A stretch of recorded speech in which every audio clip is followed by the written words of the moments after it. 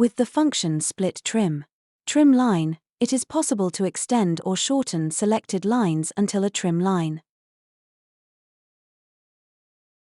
First select the line you want to extend or shorten.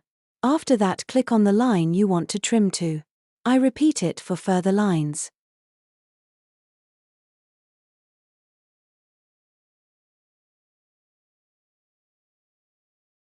If you want to trim many lines together to the same line, you can click the lines to be trimmed with a right click. When you have selected all lines, confirm the selection with a left click, and then click the line they should be trimmed to with the left mouse button.